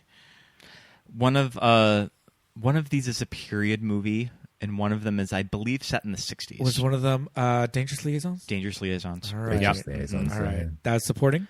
Yeah, she's the Reese Witherspoon character, Pete. She's in Cruel Intentions. Okay, yep. got it. Okay. And then there's one more that's came out the same year as Batman Returns. I don't know if anybody has seen it. I actually have not seen this movie. And it was a lead performance that she got performance. nominated for? Mm-hmm. Oh, God. It came out the same year as Batman. Yeah. It's a movie called Love Field. Oh, yeah. I remember the name, but I don't remember the movie. She has been nominated for 8 Golden Globes. Can you take a guess of what her first nomination was? In the 80s. This is the late 80s. Pete, you have mentioned this movie in this quiz. Frankie and Johnny. No. Grease 2. No. Late 80s. Mm-hmm. Married to the Mob. It's Married to the Mob. Have you guys seen Married to the Mob? Jonathan Demme's Married to the Mob. It's so good. It is really good, yeah. I love Married to the Mob. On the list. Worth a revisit. Yeah. Do you know what her highest paid role is? It came out the same year as A Midsummer Night's Dream. Very interesting. I did not know this. She made $12 million off this movie. This was an Oprah's book club pick. White Oleander. No, you're close. You got the Oprah's book club. It's a movie called... Do you guys not know what it is? No. This is The Deep End of the Ocean. She made $12 million off that movie. Oh, crazy. Okay. Wow. Michelle Good for her. is a beauty pageant winner. Yes. Do you know what beauty pageant she won? Miss Baltimore Crab. Miss Baltimore Crabs is not it. It's a very good one. Hairspray connection. She has a funny story about this movie of when she was on Drew Barrymore. She said she pretty much did this beauty contest to be signed, to get like an agent. And she said it worked. And she won. When she won. Miss Texas. No. Pete, where is Michelle from? I don't know. She is a famous SoCal resident. Oh, she's from Orange County. She's from Orange County. Yeah. Miss Orange County. Miss Orange County. Yep. I knew that. County, there we go. I mean, she just has a very California look to her, too. She has turned down, this is the last one, she has turned down 3 roles that have ended up with Best Actress nominations and 1 win. Do you think that you can name any of them? These are all from the early to mid-90s roles that she has turned down. We have talked about... I know one. We have talked about a handful of these on the show. I know one for sure that she turned down was Clarice Starling. Yeah, it was right? when... Finally. When... Because she just worked with Demi. And that and one she was Best the original Actress. idea Right. of Starling. 2 more. Gosh. One is from 1991. Uh-huh. We talk about it on our episode that she was very close to doing Thelma and Louise, and when filming was delayed, she had to make other movies. I think that she went off to make Love Field that got her a Best Actress nomination. And she was up for the Sharon Stone role for Casino, and she turned it down, probably thinking that it was too close to something like Scarface. Right. Okay. But yeah. Oh, okay. All right. That's our little Michelle Pfeiffer quiz. Wow. Good job, boys. Yeah. Well, I always love the quiz moment on this show. I never get any of them right, but I enjoy the ride of it. Yeah, the ride of me not remembering anything. Gay people love quizzes. Maybe these quizzes are more love for me quizzes. because I love some useless Oscar trivia. No, they're great. They're great. We got to get Michelle back into Oscar. I know that French Exit came out during the pandemic, and that was speculated to me. Maybe a return, but it didn't really go anywhere. Sure. All right. Michelle and that cat and French Exit. Did I see French Exit? I don't even remember. I don't think so. Yeah. Probably not. All right. Well, I mean, for all the grief we gave her for this role in this movie, we did give her flowers with her. It's true. With her quiz. She has a very active social media. You can tell that she really enjoys Instagram because she posts a lot. She's present. There we go. She's got in for her Oscar. That's what she just needs. I like that she kind of has embraced Grease 2 too, because she does sometimes post stuff from Grease 2. You know, that's a recent phenomenon for her, though, right? Yeah. Like the for such a long time, she was so not into it and not having fun with it. I think you just kind of have to lean into people enjoying it, but like it's one of those things. We did an episode on it. Drew Droege was a great guest, fun episode. I cannot with that movie. I can't. The divide between Grease and Grease 2 with people is always really interesting. It's just oh boy. I think people assume that I would be a Grease 2 girly, but I am not. I do like Cool Rider, and that is about it. Yeah. It's crazy to me that it has such a following. But good for Michelle. Mm-hmm. Good for her socials. We love her. So we're kind of wrapping things up with A Midsummer Night's Dream. Are there any other Shakespeare adaptations that you both enjoy? Ooh, well, I do want to actually mention on the Midsummer Night's Dream of it all. Yeah, Julie Taymor's the staged version, which was filmed. That is probably my favorite version of Midsummer Night's Dream that I've ever seen. It's got Catherine Hunter as Puck. Remember we were talking about how that can be played by anybody. Yeah, she is just what I think of when I think of this character. Awesome. So that's one of my favorites. I really enjoy Julie Taymor's Tempest. Mm-hmm. I thought that was Helen Mirren. I've never seen the Julie Taymor Prospera. Tempest. Love it. All right. Definitely. I think you'd like it, Scott. Yeah. Yeah. Did she do the Titus? She did. Film. Mm-hmm. Yeah. She's just obviously great at that stuff. I'm going to put a special shout out for She's the Man with Amanda Bynes. And that is the 12th night. Correct? Yes. Okay. Yes. Sure. Yes. Mm-hmm. Thank you for bringing that up because I was remiss. I would be remiss if I did not mention She's the Man. We were talking about those before, and I was like, "Ooh," it's on the tip of my tongue. Mm-hmm. Good old Amanda. God bless her. I mean, I hope she's doing okay. I think she's doing okay. She's finding her way. She's on her way to becoming a nail tech. We love her. She's got a place somewhere in East Hollywood. She's living her life. She posts on Instagram like a story like once every 3 months, and it's cryptic and weird, and it's usually her nails holding a big thing of coffee, but I'm here for it. There we go. Another degree of Kevin Bacon in Hairspray with Michelle Pfeiffer. There you go. And also, yeah, there we go. There you go. Oh boy. Scott, what are your other favorite adaptations?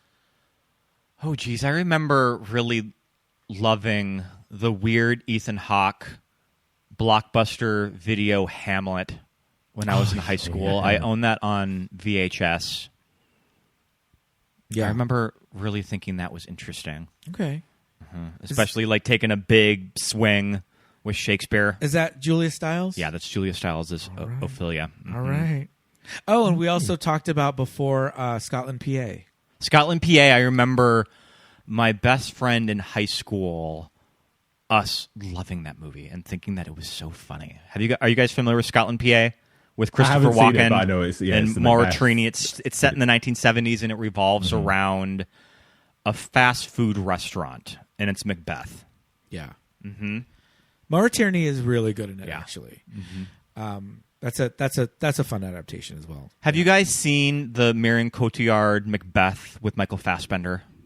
Yeah, I remember liking that at the time. Okay. Actually, I kind of have similar feelings about that film as I do to this at Midsummer Night's Dream. Like they're decent and there are some good elements to it, but it just doesn't fully hit the spot for me. I mean, you don't really see huge studio Shakespeare adaptations anymore like that. Yeah. They're not really making them anymore. Mm-hmm. But yeah, that what's it called? Australian director. Justin Herzl? I can't remember. Yeah. He went on to do Assassin's Creed, I think. Mm-hmm. Oh boy. Mm-hmm. Oh boy. We've all got to get paid. We've all got to get paid. Yeah, that's the one to keep the lights on. What does Sharon say? She's got her integrity gigs and has to go put on the Lady Gaga wig. I am excited for Hamnet, the new Chloe Zhao movie with Jessie Buckley and Paul Mescal. I'm very excited for that movie, and it got great reviews at I think it was just at Venice, I think. Mm-hmm. Yeah, I love this cast. I love this cast, and I love Chloe Zhao. So I'm looking forward to this. It's a book. I've never read the. I think it's a book, and then I remember when we were in London last, seeing stuff for it on the West End. I think I remember seeing stuff in the Tube that they were doing it on stage at that time. Mm-hmm. Yeah, based on Maggie O'Farrell's 2020 novel. Yeah. And I think that Shakespeare is more of a supporting character in it, that she's kind of the main focus of it. All right. Mm-hmm. I'm not familiar with it at all. I'll go to the movie and see it. Is Paul Mescal Shakespeare in it? Yeah. Oh, wow. Mm-hmm. He really will just do any accent. I can't wait to find out which one he's chosen. We are seeing his new gay movie tomorrow night. Oh yes, what is it? The Sound of History of Sound. History of Sound. Yeah, exciting. Him and Josh O'Connor, isn't it? Yep. Yes. The other Charles. Josh O'Connor just got really good reviews for the new Knives Out movie too. Okay, he's supposed to be good. All right. Plays a sexy priest in it. All right. Mm-hmm. That'll be fun. Wow. Well, boys, thank you so much for coming on. This was so much fun. Thanks you. For having us. Talking about Shakespeare. Shakespeare in love. We thought, who better to talk Shakespeare with than our two friends with accents? If you want to talk about your show, I listen weekly. I am a member on the Patreon. Yes. I need to watch the Storyteller's Greek Myths. I've been saving those ones because I've not seen any I've of seen those. them. Mm-hmm. You're in for a mixed bag. Storyteller Greek Myths. But no, thank you so much, Scott, for so yeah, our podcast, Once Upon a VHS, is an 80s and 90s fantasy movie podcast.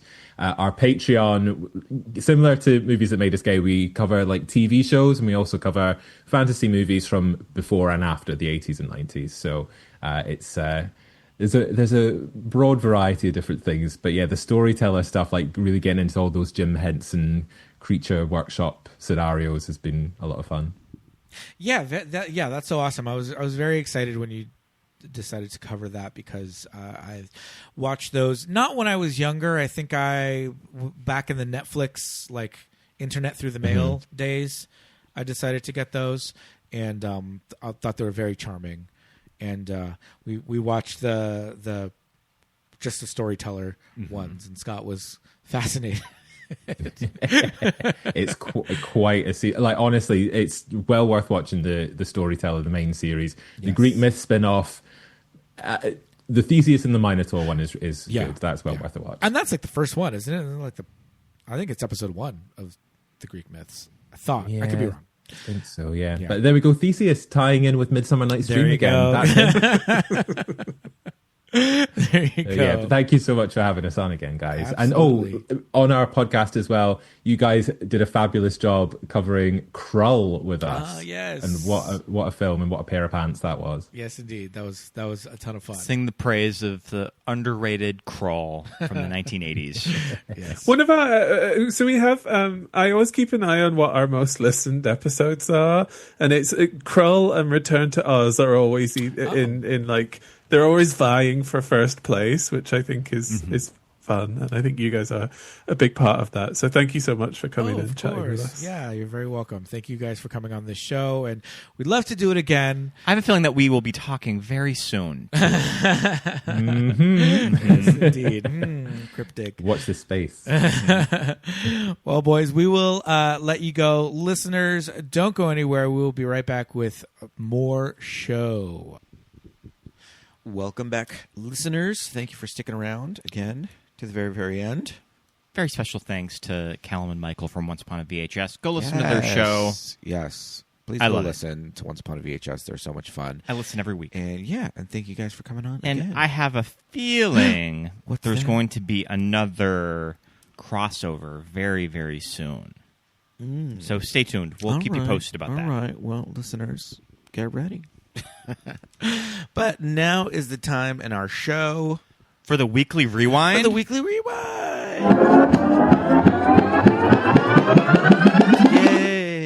Well, we've got a lot of stuff to talk about this week. We've watched some fun things. We saw a really great movie. I've been thinking about Twinless all week. We made it to Twinless. Yes. Movie written and directed by James Sweeney. Yes. Starring James Sweeney. It's writer-director. Dylan O'Brien and Lauren Graham. Yes. I thought it was a really good movie. Yeah. It was one of those premises, once it got going and past the big 30-minute mark, I was like, oh, okay. I like the direction this movie is going. I won't say any spoilers for it, so I would go in. I would go in pretty fresh to it. Going blind. It's a fun movie to kind of see where it's going. Yeah, the general premise is kind of in the trailer that these two guys kind of find each other in a support group for twins who have lost a twin, and they kind of develop a friendship, kind of based on their shared, experience, right? And as the movie goes on, there are some things that happen that we will not spoil here because you kind of really need to see it and experience it. But it was really kind of something that neither of us saw coming. So that it was kind of refreshing for us to just both be like, wow, that was I think Dylan O'Brien is really good. Yeah, he's great. And okay, so the thing is, in the movie, what we get in the trailer at least, is that Dennis, the character of Dennis, played by writer-director James Sweeney, is gay. And Roman, played by Dylan O'Brien, is straight, right? And Roman's twin brother, Rocky, who passed away, was gay. And so, Roman has these questions about, like, was your brother straight? Like, how did that work? I always have thoughts and theories about all that and stuff. And we do get to see Dylan O'Brien playing Rocky in flashbacks. And it's interesting the way that they kind of portray these characters, because Roman is very just like straight guy. Yeah. He just like not a lot of ambition. He like plays sports or watches sports. He still kind of lives at home with his mom. And I mean, these guys are pushing 30? Yeah. I would say in the early 30s. Yeah. Whereas Rocky, the homosexual, like he moved out, he moved away, he, lived abroad for a while. He's very like lives in a nice apartment. Lives in a really nice apartment, He's just like gay dude on the go. Right? Nice clothes, tons of friends, all this stuff, and you just kind of see their differences. And so when you do see Dylan O'Brien playing Rocky, playing the gay one, there's some fun stuff going on there. He has a mustache. I liked his mustache. Yeah, he has a mustache. I mean, there was some I don't know if it was leaked footage but like the big sex scene was on Twitter for a while. And I never saw it. I never heard, saw it either. I had heard that there was a really good sex scene in it. I never saw it. I never saw any images of it. But I know that it was floating around there, and I know that Dylan O'Brien was like, "You bunch of jerks, just go watch it. Just go see the damn movie. Just go watch the movie." But yeah, I think we both really enjoy it. It's hard to talk about it because we can't talk about about spoilers. But I will say we have talked about on our Parent Trap episodes now. We have done both Parent Trap movies. Yes. Of just kind of growing up very fascinated with twins. Yeah, I mean, I think that really spoke to me in this movie. Yeah, absolutely. When you're a kid and you see identical twins, you're just like jealous. Mm-hmm. You're just like, jealous. Where's my identical twin? I knew brother? a handful of identical twins growing up too. Yeah. We've talked about it. I knew many identical twins growing up. The ones in high school I wasn't super close with, but later on I was pretty close. I've with known a set of identical twins. Both fraternal and identical. So I love seeing when twins come into work, like children. Mm-hmm. When they're being pushed in a stroller by their parent. See, that's the thing. Yep. I feel like as just an adult who forgets things, especially a parent with 2 small children, I'm like, I don't think I could dress them the same. Mm-hmm. I would forget who's who. Rocky has that line. You are just so-and-so. Rocky, the Dylan O'Brien character, has that line of the picture of them as children. Yeah. And he doesn't know who's who. Right. In the picture. Right. Mm-hmm. And I mean, how would you be able to tell if it's a photograph taken before you remember taking it? Mm-hmm. I would be like, I don't remember which side I was on. And I know who's me and my sister because I could see identical twins that when they're younger, and children, they probably look more alike, and then when they get older, they kind of develop more of a visual look of different you'll features. know. Well, the thing is, different features happen, and a lot of times, especially with all the sets of identical twins that I've known growing up were boys, right? They were all different heights.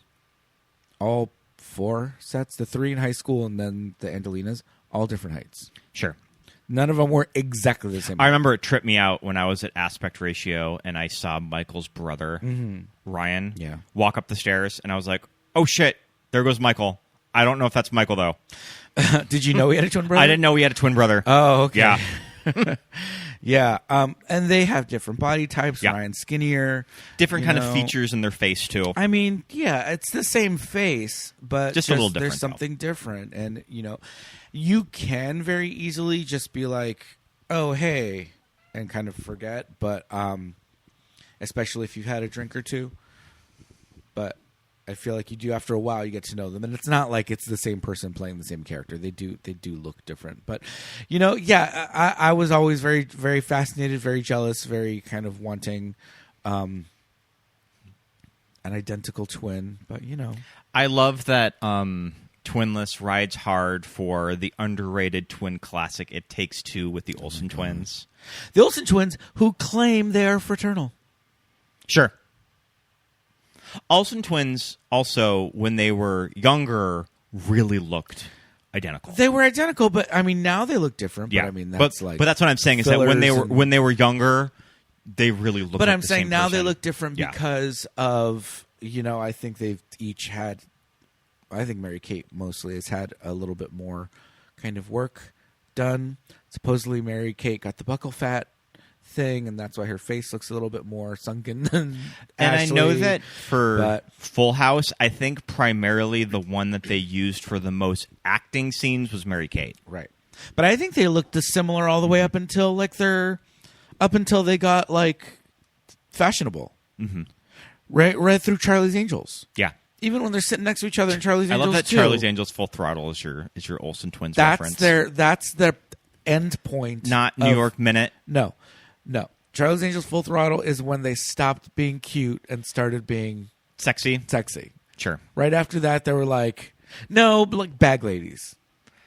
Remember the whole The like, Rachel Zoe boho chic. yeah, the moment. giant Starbucks and like We love it. multiple shawls and like billowy, blue salt. Like I wanted to outfits. watch It Takes Two the other night, but it was nowhere on streaming. I could just rent it for $3.99, but I think it'd be kind of a funny rewatch because it is shamelessly The Parent Trap. Yeah, it's a Parent Trap. Mm-hmm. From the 45 seconds they showed in Twinless, I was like, oh well, this is The Parent Trap.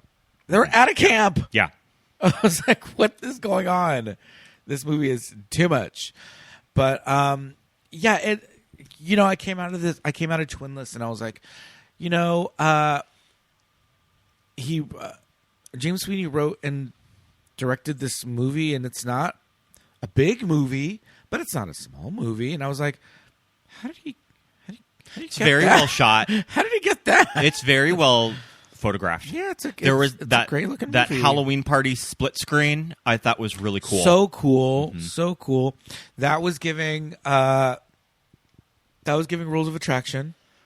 I could definitely see that this kid watched movies that like we liked. And Eternal was Sunshine of very the Spotless much Mind. inspired by them, because that split screen shot that turned into like a single shot, that was Rules of Attraction. And then there was a lot of Eternal Sunshine kind of like moments that we were like, okay, visually this is very much giving that. Also kind of in structure too. Sure. Sure. Are you talking about the credits, not the opening credits, not coming in until 25 minutes into the movie? Well, don't give too much away, but yeah, the credits almost 30 minutes into the movie. Yeah. I mean, it's that big of a deal. That's not a plot point. But yeah, I mean, I think we both definitely recommend seeing Twinless. Yeah. Go see it in the theater. Go support independent cinema. So what else do we got going on? We've been doing some TV watching. Yes. Pete, you finished Wednesday. I did. I finished abandoned ship Wednesday. off Wednesday. You watched after one episode? The first episode. Yeah. I said I wanted to finish. I'm gonna stick by my Tim Burton girly status and be a completist. What did you think of season 2? I liked the storyline and the mystery in this one a lot more than season 1. Because season 1, I think it starts really strong, and then it just kind of evolves into Harry Potter. Or devolves into Harry Potter. Yeah. I mean, this Devolves. is still Yeah. very much trying to be Harry Potter. I really like Luis Guzman as Gomez Adams. I think he's really funny. He's really funny this season. He's got a lot of good stuff with Catherine Zeta-Jones. Yeah, it sounds like they give... She grew on me a lot. Catherine Zeta-Jones grew on me a lot. Sounds like this they give season. them more to do in season 2. They have a lot. They came up with some BS reason that they have to live on campus. They're just like, oh, we forgot. Like you, like are head of the like outcast PTA. So here's a house. So you're just here. I think I saw a Because little bit of people that. wanted them to be there. People were like, what the fuck? You got these two. They're great. So like put them in.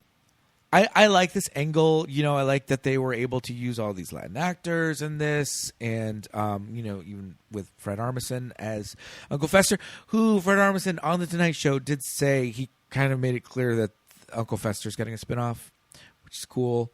I remember like them talking about I that. like the angle that they did with Uncle Fester. He's kind of like anytime that they need anything shady done, like she calls in Uncle Fester. He's in there. He's out of there. He gets caught only when he wants to. He's just like this career criminal. And he's like FBI most wanted. He's just eluding everyone, and he's just out living this crazy Uncle Fester life. He's got all this scene with all of his passports and stuff is really funny. All of his fake IDs. He's like, I like to travel. And I think Fred Armisen is doing the most.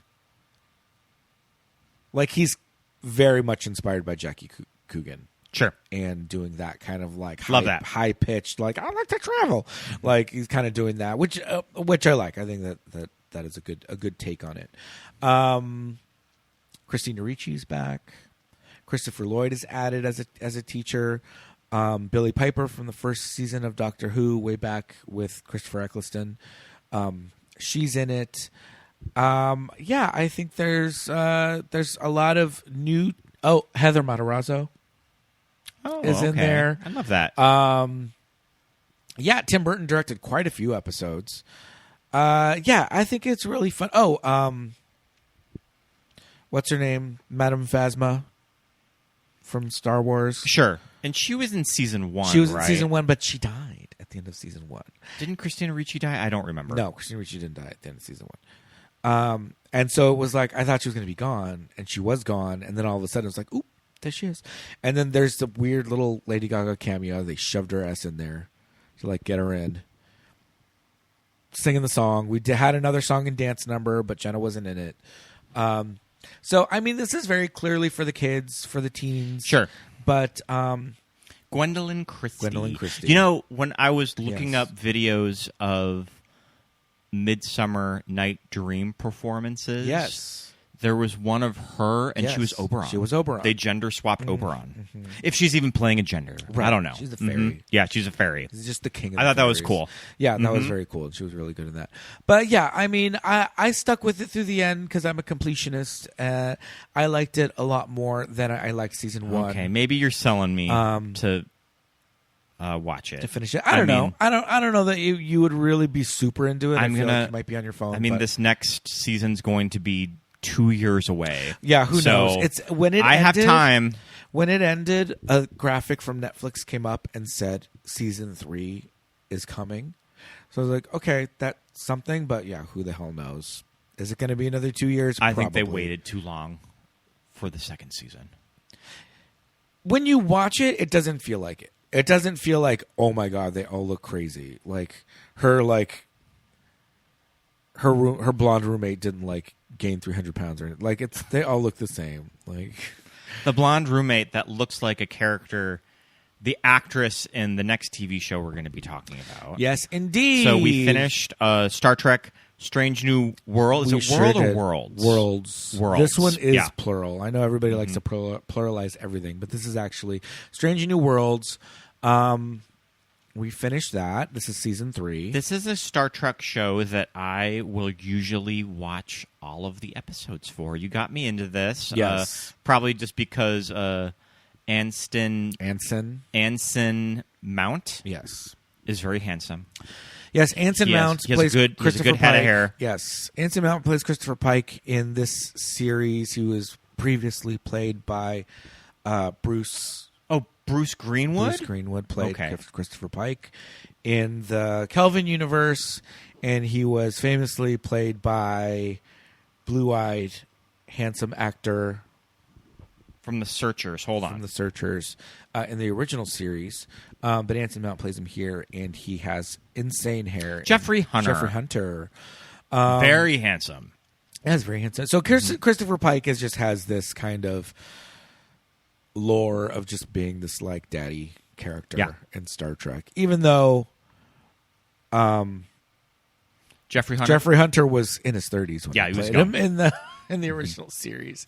Anson Mount is probably in his early 50s. So was Jeffrey Hunter, did he just quit? Did he just decide to not, he just didn't want to do a series at the time? I think the thing was that it didn't get picked up based on the pilot, and so he's like, all right, deuces, kick rocks with open-toe shoes. I'm going to make movies. I'm going back to movies. Yeah.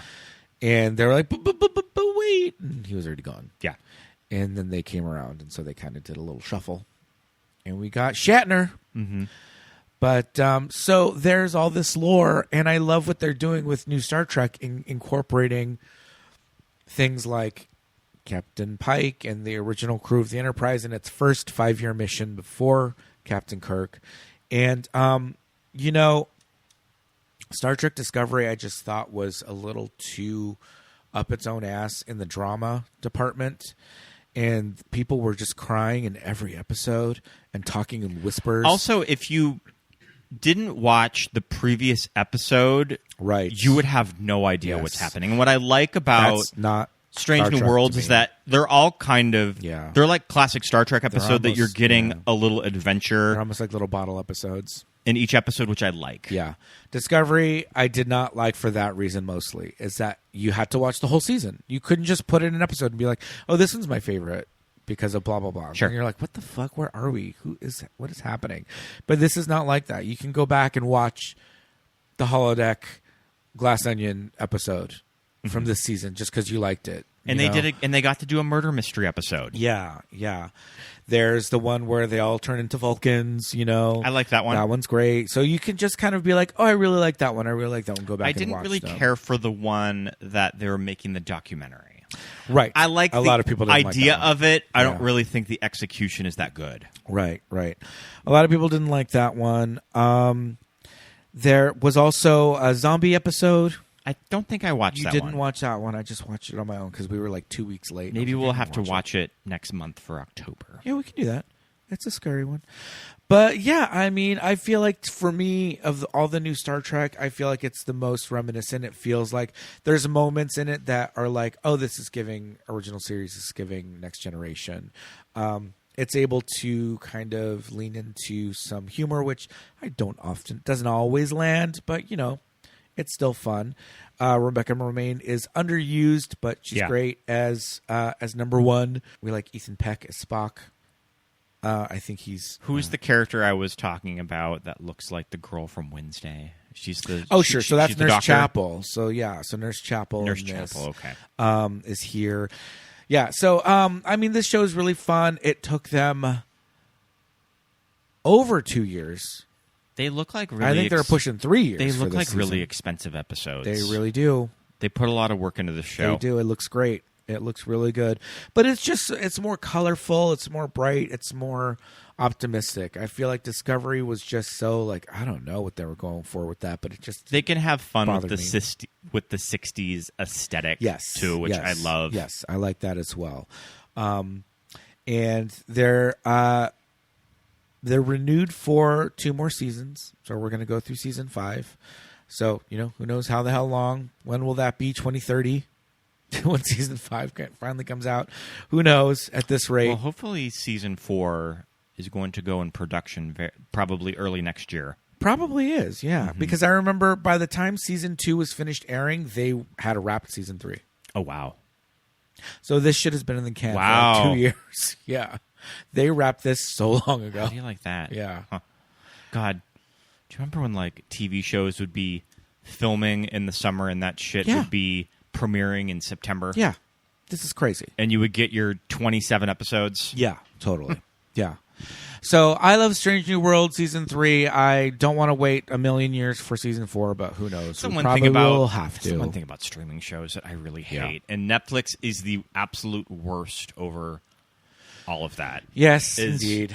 Like the entire run of the X-Files finished in the amount of time that it took Netflix to produce all of Strange Things, Stranger Things. Stranger Things. Yeah. Crazy. 5 seasons? Mm-hmm. Yeah. Lame. Yeah. All right. Well, get to we the Emmys. watched the 77th Primetime Emmy Awards. We both had to work the night of the Emmys. Yeah. So we couldn't watch them live. So we ended up watching them on Paramount Plus the next day. We watched all of the Emmys. Kind of a weird ceremony.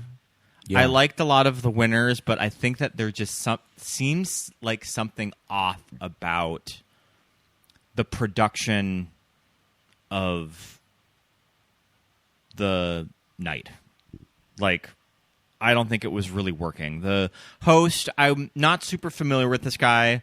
I know that he's a big working stand-up. Nate, how do you pronounce his last name? I don't know what it is.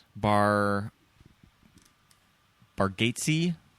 Yeah, I think it's Bargatze. Bargatze. I only know him because he hosted SNL once. And I was like, why are you hosting SNL? How did he do on SNL?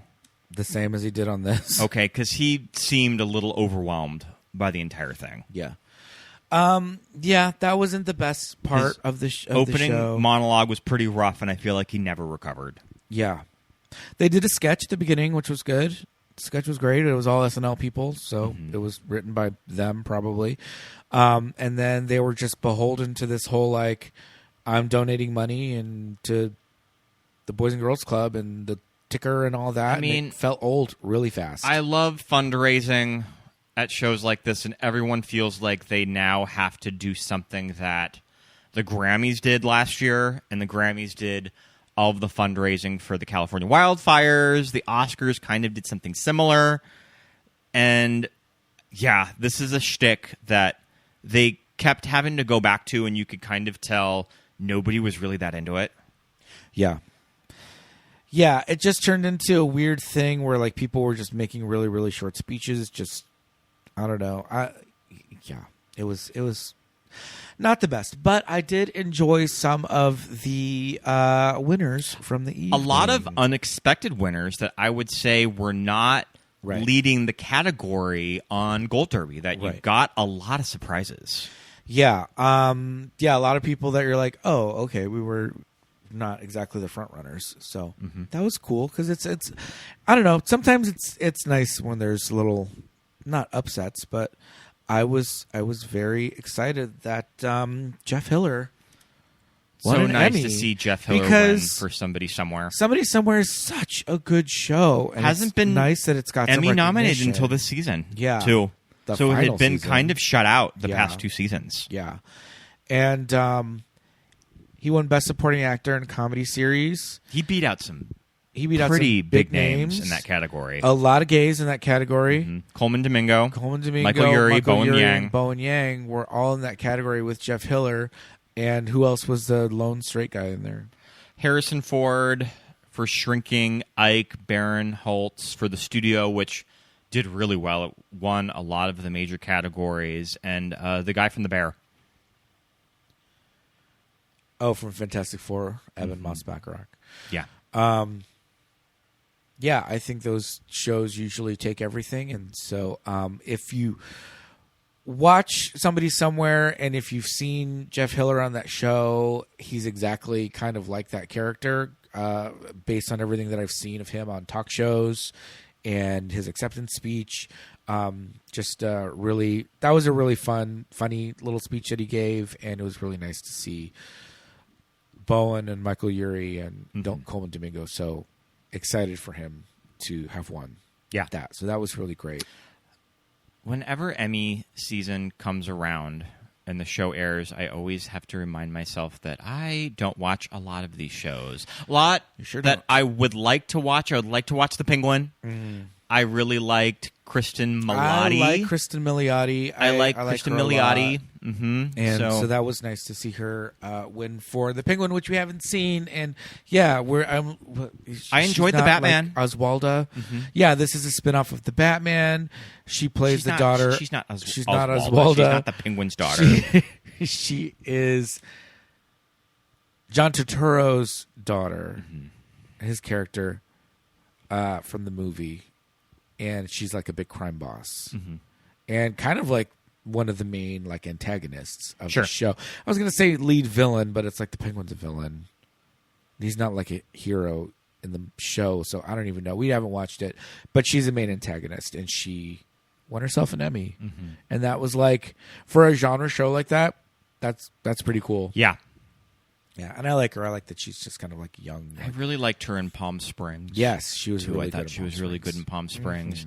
I need to finish Severance. I watched Severance last year. 3 episodes. I watched about half of it when I was going to Montana, and I, for some odd reason, just didn't finish it, but I really liked everything I watched of it. I need to get to that. We need to watch Adolescence. I know it looks like a pretty heavy show. But it's only 4 episodes. It got a lot of the major categories for lead and supporting actor in a limited series or anthology series. Yeah, that little boy won an Emmy. Is it that big of a deal for like the Brits to get Emmys? I mean, they were pretty excited about it. I mean, I feel like Netflix just kind of lucks into a lot of their international successes. That I don't think But that I'm was just a show. saying, like, for a British actor, Sure. is it a big deal Yeah, to win I an would Emmy? think so. Like, winning a BAFTA is There's cool. TV BAFTAs. Yeah, yeah, there's TV BAFTA, so I'm saying they probably got all that recognition, but, like, if I'm a working actor in the UK, am I like, I really want an American Emmy for this show? That's my question, and that I'm wondering. But yeah, Because they seemed pretty stoked about it. They were making it like, oh my God, this is like a fucking huge thing. So, well, I think it was just a pretty good for them. big breakout from Netflix. And like I mentioned before, I feel like whenever they pick up international shows, I mean, I'm assuming that Adolescence was produced from Netflix, but I mean, it was a UK production. Right. That I don't think that was on the radar for any of those execs until it came out. Yeah. And they kind of saw what they had. But yeah, I'd like to get to that. Short King Stephen Graham won for lead actor. He beat Colin Farrell. That I think that Colin was kind of predicted to be the winner of this category, Right, and then right. Stephen Graham won. Yeah. But, I mean, Adolescence is that's a one-off. It's not a series. That Yeah. was a mini series, I guess, limited series. So it's not like they're going to come back for season 2 of that. So, so maybe Colin can come back and get another one. Yeah. But good to see Colin Farrell like getting all this recognition again for for the Penguin. Again, this is a genre show. This is a spin-off of a Batman villain getting his own. And there's been a ton of Batman TV, Gotham, and Sure. Alf Pennyworth, and like This all one- that. And like this is the one that's like this is the prestige Batman villain spin-off. They're about to start production on the Batman 2. I think it's going to be filming this fall, I think. Interesting. And that's been a movie that's been long in the works because I think Matt Reeves has kind of taken his time doing the follow-up to it. Right. Mm-hmm. God, yeah, that's going to be like, what, 5 years? Oh, who knows? Mm-hmm. Who knows? But yeah, we have a lot of TV to catch up on. We sure do. We always do. We always have a lot of stuff. We just, there's so much TV. I have started The Great British Bake Off on Netflix. Maybe you'll watch an I episode kind or of dip two. in and out of that. You dip in and out. You get bored. There's 3 challenges. It's an hour with no commercials. There's always a lot of really cute guys on that show. There's a lot of gays on this season. There's a really good-looking, tall one that's on right now. He just got Star Baker in episode 2. So, yeah, well, maybe we'll talk about Bake Off in an upcoming episode. But I'll have to watch some. yeah, the Emmys were a lot of fun. Lots of TV, lots of good stuff going on. But We should wrap things up. Right now, we're going to wrap up because it is absolutely that time for some Patreon shout-outs. Yay. Yay. We want to say a very quick thank you and hello to all of our wonderful patrons, including some new ones. We've got Teresa, Ashes, Cooper, Cine Semiotics, Robbie, RP, Christopher, Callum, David, Chava, Kitch Barbie, Clubhouse, Ronnie, Matt, Carla, Leah, Megan, Andrew, Stephen, Leah, SB, Brian, Mark, Deja, Amy, Rosalie, Erica, Anna, Hetty, Drew, our friends over there, Andy, Kate, Roberto, Daisy, Kelly, Chrissy, Laura, Thomas, Lori, Brenna, Jess, Lawrence, Lisa, Alexis, Thomas, Millie, Ted, Benny, Melanie, Susan, Paul, Jamie, Drew, Genevieve, Dawn, Josh, Aaron, Nick and Shannon, Christine, and Rufino. You guys, thank you for being patrons. A lot of fun stuff on Patreon. We just wrapped up our summer series at the $5 level where we watched old episodes of RuPaul's Drag Race. We did seasons 1 through 5. So that is all in its entirety on Patreon. Yes. Also at the $5 level, you will get the TV shows that keep us gay. The episode that we are going to be doing at the end of the month. Yeah. We're doing an episode of Top Model. And I am very excited. It's a long time coming for TV shows that keep us gay. We will have a guest on it, too. I wanted a Top Model expert. Yeah, Top Model, super fun. Check that out. All for $5. Plus last year's summer series, which was 90210. Plus we did not a live recap, but we did an episode for episode review of what was it, season 10 of Drag Race All Stars. One of the weird All-Star seasons. Every episode of that is on there. That's all for $5, all in the back episode. A lot of fun stuff. For $10, you get all of that, Plus, you got to watch with us commentaries. There are over 50 commentaries. You can listen to them as a bonus episode, just as you normally would, or you can sync it up with the movie. Start the commentary as the movie is starting on your laptop or your TV, and our commentary syncs up with the movie. Really, really fun. Check it out over on patreon.com. Go ahead and give us 5 stars. Wherever you listen to podcasts. Yes, we would love whatever to your see podcast some new app reviews. is. Yeah, we haven't had a review in a minute, but open up your podcast app on your phone or on your iPad. If you have an iPad or an iPhone, it comes with podcasts from Apple, and you can go search for us there and write us a review. Give us 5 stars, write us a review. We'll read it, and like us on all of those platforms. Also follow us on socials. We're at Movies That Made Us Gay on Instagram. We're most active there. Yeah. You can go ahead and follow our personal accounts. I'm Scott Youngballer on Instagram, and follow my letterbox. Yes, indeed. I'm at Peter Lasagna on Instagram, and follow Scott's letterbox. Thank you so much for sticking with us till the very end. We'll see you next week, everybody. Bye. Bye.